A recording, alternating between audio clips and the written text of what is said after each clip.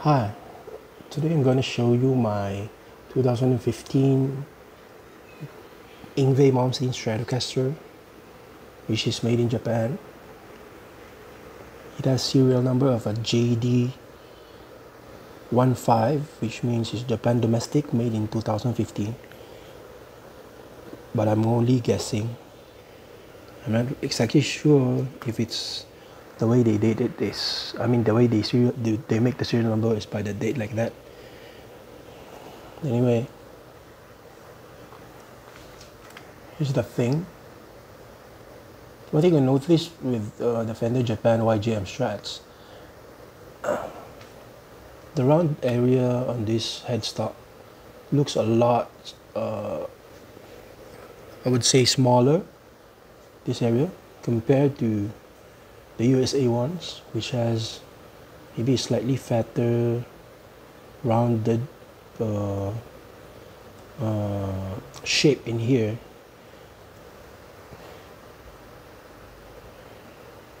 See that? I guess this part of the USA ones are sharper, look sharper because of this area, which is slightly bigger than the Fender Japan. So it's not the same size. I'm guessing this was taken, the dimension of this was taken from an original 70s Strat. I've seen some original photos of, I've seen original 70s Stratocaster photos, and most of the the shape of the headstock here is same as this one. Unlike the newer Fender USA now, the Fender YJM Strat, all the round area on this part of the headstock looks bigger compared to the Japan ones. I mean, that's the only guess I can make. You know, the Japanese people, they would try to replicate everything as much as they can, even the dimensions. Even the neck on this is not the same as the USA ones. USA are a lot slimmer, but these are slightly fatter with more of like a D shape and not a C. It's a slight D, but it says on the website it's a D. So that's one about Fender Japan. Two, the nut is quite, the string spacing on the nut is slightly narrow, and because of that the spacing is doesn't look balanced from the nut area here to the bridge. So I don't know if it's just me or just my OCD, but because of that I replaced the nut to a new one. So this is the original nut that I removed. And this is the actual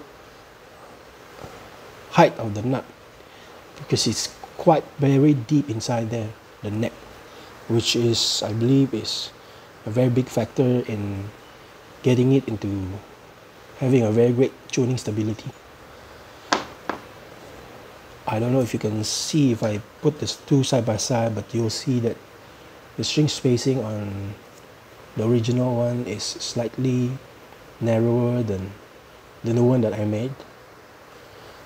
By the way, I made my own brass nuts from scratch. I have here some long rods, blanks of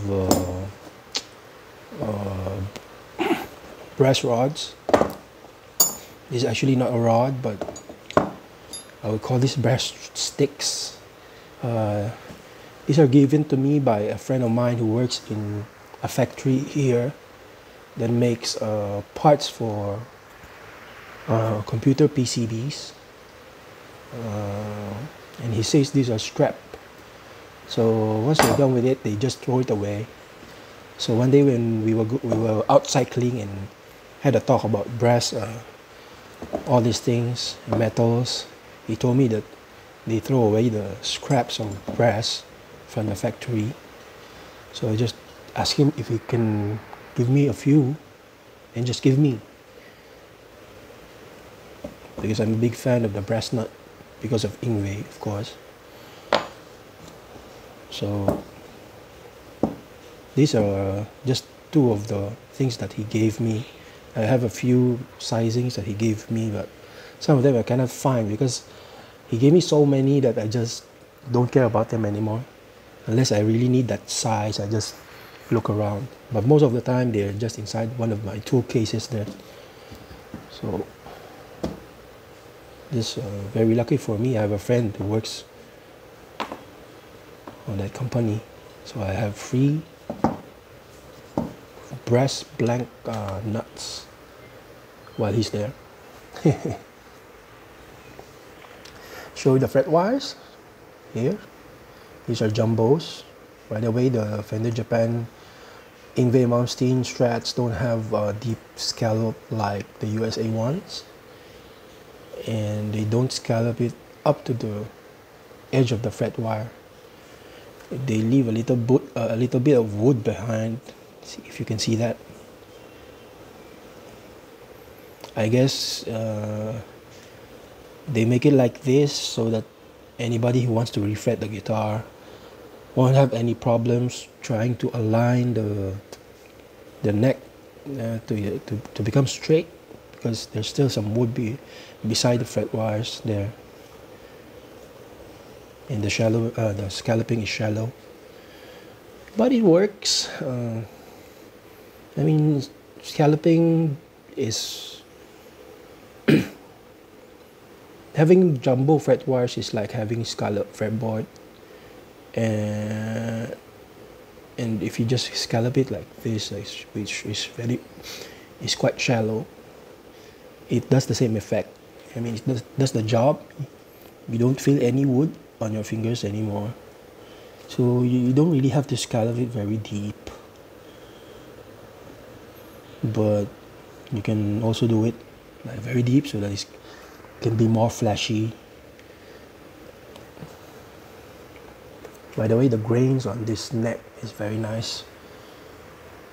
It's a bit dark today because it's raining outside, and I don't want to open up any lights because it's going to create a shadow. So I'm just going to use the phone's magic for this one.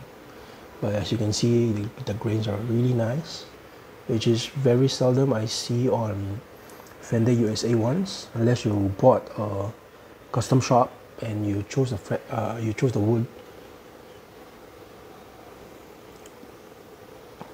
I think I've leveled this one time already because of but it didn't level too much. I just re-leveled the fret wires because it started buzzing. But it's still high. I mean, the fret wires are still high. There's still a lot of life in them. And with scallop fretboard, I think you can level them up to the lowest point of the fretboard. I mean the fret wire, because it's scallop. So even though the fret wires are almost non-existent, even though the fret wires, I guess, is almost into the fret tang, you can still use it because the fretboard is scallop, and you're just not going to feel the fretboard at all. Here's the nut I made.